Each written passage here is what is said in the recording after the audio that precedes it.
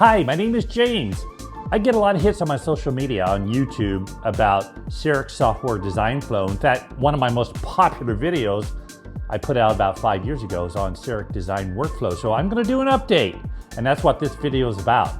I work with a lot of different software platforms, but I'll tell you, in my clinical theater, same-day dentistry, CEREC is still king in my practice, particularly for posteriorly. That software works so well. I'm going to share with you my #1 secret to make sure your software proposes really well. So that's what's in this video.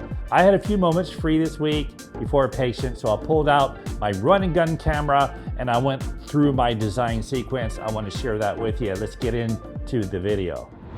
This video is going to be an update video about how do I do CEREC posteriorly, whether it be zirconia or Emax.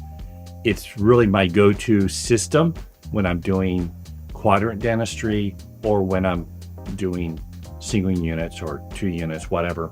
First thing I want to do is make sure that my system is ready to go. I have 2 type of milling modes I use. Number 1, if it's Emax, it's going to be extra fine.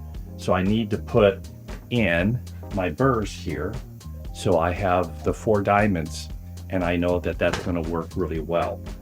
Now, if I'm doing zirconia, I'm going to use fine. I don't do super speed, mainly because I feel like the finishing is not as refined as I like, but I want to have this all ready to go. The other thing is, particularly on Monday, right here on this tank down here, I want to make sure that tank is fresh and it's cleaned so we don't get any water pressure interruptions, because that gets in the way of our efficiency. So paying attention to that is really important. I love the mornings at the office. I hear whistling. I hear really good whistling. I don't know who that's from. And that is Tina. Say hi. Hi. She's wonderful, and she is a major portion of our practice. As I get ready for setting up my CEREC, one thing I want to do is make sure that I have enough reduction. Probably the #1 thing with software that doesn't work really well is inadequate reduction for the functionality of where we're placing that restoration. The software is pretty intelligent there. It's going to look for ideal morphology relative to the teeth next door and the opposing arch. And then it also wants to put in good anatomy. If we get any red spots or green spots or yellow spots on our occlusal proposal, that means there's not enough reduction. I have my occlusal contact strength set at -50. So basically that's what it needs to propose at to get my occlusion on. So there's minimal design tweaking that we need to do. So if you're getting colors that are green, yellow, and red, that means it's going to be high in occlusion. That usually means there's inadequate reduction. So remember, reduction needs to be more than minimal thickness of the restoration. It needs to be for the functionality of how that's going to be proposed. So if you're going in with a restoration that's already flat and it's a large composite, you need to reduce for morphology. So that's usually minimal thickness of the material times 2 to 2.5. So once the case is scanned, we are ready for the design. The first portion is finding those margins. We want them to be really clean. Verify that really well. I always look for that first, just to make sure I don't need to go back and scan anywhere, just to refine the margin clarity, because those are very important, and we know that's going to be great with CEREC.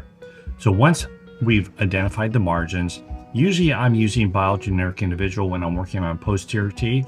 Quite often I'll still scan in the preoperative environment, mainly because I want to see what was there, and it can also turn into a nice design coach. To accomplish that, even with biogeneric, when you're in your scanning screen, go to the right panel and bring on the biocopy for that particular arch that you'll be designing in. That won't be necessarily how you propose the restoration, but it will be a quadrant model there that you can always pull up and overlay your design to make sure everything is in accordance with where you want to go with your design. That will be very useful when you're on the upper arch. You want to be able to reproduce that buccal corridor, particularly if you're doing more than one restoration. So that's a really good technique to help you with biogeneric individual, which is still my preference posteriorly, because it will give you great morphology. One of my favorite things I do is I love to teach. I love to teach live where we see eyeball to eyeball and get into creating great restorations both from the software to the final restoration. Lately, I've been doing a lot of virtual live classes and I have found that expands it to around the world. I've added another layer for a virtual class, and that's by mastering anterior aesthetics, particularly with software design workflow and with these new self-leveling glazes and liquid ceramics. And what does that mean? We can master our texturing process. I love texturing and using these self-leveling glazes that just make a surface look magical. And I'll tell you, that's the art of mastering your craft. And we're going to use Ceram Art for this with that self-leveling glaze and also the liquid ceramic, meaning that we can put multiple layers on top of each other, like you're stacking a ceramic, but you're doing it with a liquid, and it gives that beautiful depth effect, a beautiful softness, particularly with the illusion colors. That's what this class is going to be about, live online. What we do is send you out our design files. So we'll design together. We'll send out restorations and models. So we're going to texture together, use that self-leveling glaze, Ceram Art with the colors, and make some magic online together. So hope to see you there at one of our classes. So once we've outlined the margins, make sure those insertion axes are what you want, particularly if your margin's high and dry. You want to make sure you don't see any yellow on the margin where it's been drawn. That's when it's high and dry, because that would be an undercut, which means your restoration's not going to see or your margins will chip. So once we're in our design phase, there's 3 steps I go to. I make sure the restoration fits the arch. I want to make sure that I look at my occlusion next to refine that. And then I check my proximal contacts and the emergence in that order. So that's the sequence I go through when I design. Fitting the restoration to the arch. In most cases, it's going to work just fine if we have enough reduction. Some situations that may confuse that a little bit is in crossbite or end-to-end. So when the cusp tips in the back are end-to-end or crossbite, sometimes we have to tweak it a little bit more. Often in those cases, that's where I'll use biocopy. Biocopy will help us move through it quicker. However, I love the ideal AI design of biogeneric individual. So make sure it fits the arch. What do we mean by that? We want to make sure the rotation's on. Usually that is. So when you scan at least to the midline. That will provide more information to the computer. So in most cases, it's going to be spot on. What we have to watch for is the curve of spee, and that's where it's in alignment with the front to back component of the quadrant, and also the curve of Wilson. You'll really see that on lower teeth. And what do we mean by that? That's the curve between the buccal and the lingual cusp. So in general, what would that practically mean? I want the lingual cusp to be slightly lower than the buccal. So if we're going into a situation where that's worn, because usually in a worn dentition, it reverses that. So the buccal cusp on the lower arch wear and the linguals don't. So we need to compensate for that when we prepare to make sure we have enough reduction on the lingual cusp of a lower to get the curve of Wilson in. Now, sometimes on the upper, you can't always fix that, because if you fix the curve of Wilson, the buccal cusp will be too short, which could get into an aesthetic issue. In most cases, when we're doing 1 or 2 teeth posteriorly, we are limited with that control versus rebuilding a whole mouth, but we need to be aware of that, particularly when we're reducing. Again, I'll say this again many times. If you have enough reduction, your proposals are going to be a lot more ideal, and you don't need to sit there and tweak your occlusal table very much. Once we know that our restoration fits the arch, the next thing I do is I'll look at occlusion. My objectives there are quite simple. Number 1 is I want contacts, and that's aqua. That's negative 50 contact strength. That's not occlusal offset. That's not occlusal offset. That's actually for MCXL users. That's negative 175, and that's in your manufacturer screen. For prime male users, I use default, which is 0. So that's not the parameter I'm talking about here. Negative 50 is basically aqua. I know that in my design sequence, that's going to be spot on.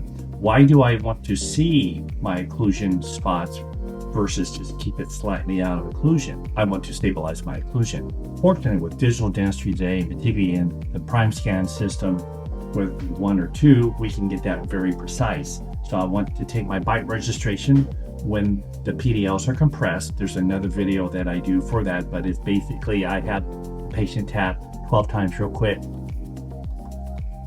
right? That settles the occlusion. That's the PDL settling. And then when I take the bite registration, I have them bite firmly, and then I take that scan. So that means the adjacent teeth will often have stronger contacts on them.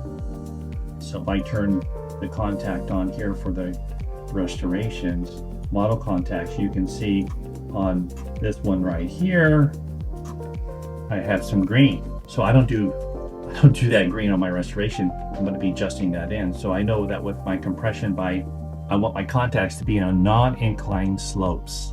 So what I mean by that is either working cusp or marginal ridges.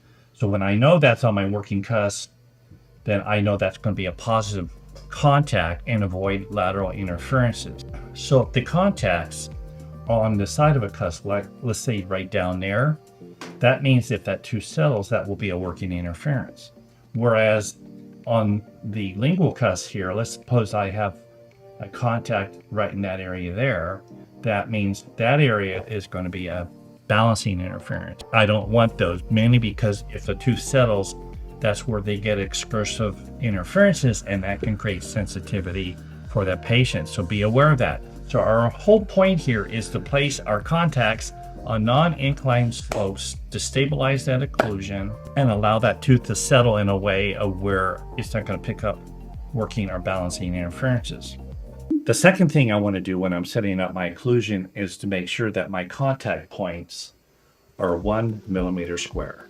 Now, that's roughly 1 millimeter square, but what I mean by that is I refine them on the occlusion so I know they're 1 millimeter square. Now, one way to really set your occlusion up quickly is use the contact feature. So I can go ahead and use that feature where it sets my firmness in my system. -50 is aqua.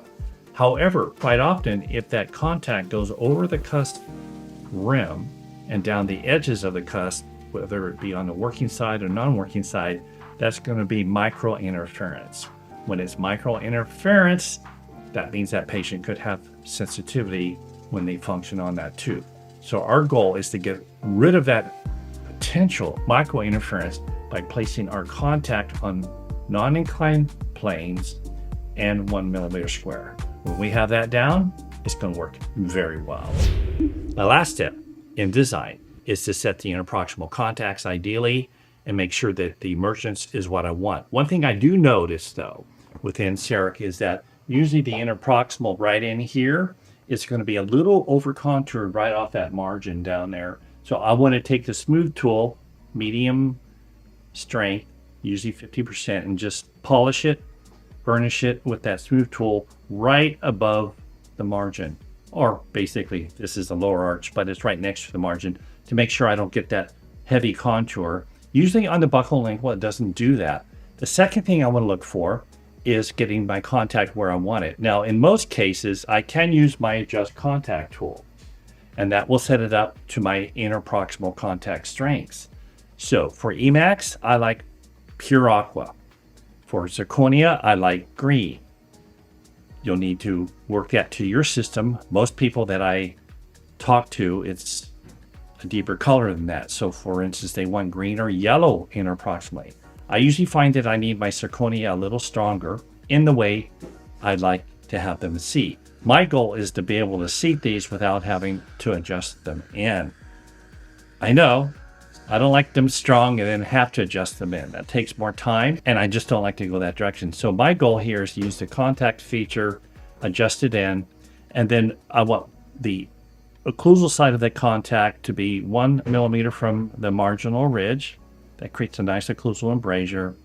And then I want that to fit to the tooth next door. So one way to get a good contact is making sure that the contact next door is ideal in the shape standpoint. So it needs to draw with the prep. And quite often I'll polish the adjacent contacts before I image to make sure I have a good contact zone so we can make the contacts ideal. So remember, adjust the contact feature is there available for you. All you do is adjust that and make sure that the contact doesn't go into the undercut of the adjacent tooth. When you use the contact feature, it will do that for you. It's a good thing to understand that. So when we're ready to see these restorations, they should drop down and not bind because they're fitting into the undercut of the adjacent contacts. So once we're completed with those 3 steps, we're ready to mill. So into the milling manufacturer screen we go. I like to mill extra fine for Emax. It provides really great margins, particularly high and dry. And the other thing that you'll find is it's better anatomy, and these restorations have a tendency to fit well. So if it's for zirconia, I use fine mill. That's pretty much my setup and my go-to system. It's been consistent like that for quite a few years, and it's still working very well. In my clinical theater, my prime scan, my prime mill, and my MCXL, those are my standards. And I have found them to be very reliable, and it's what really makes my day go well. If you have any comments or questions, make sure you post them below. Keep doing what you do well, and use the precision that digital dentistry provides for us to make your day go better. I'll talk to you soon in that next video. Bye now.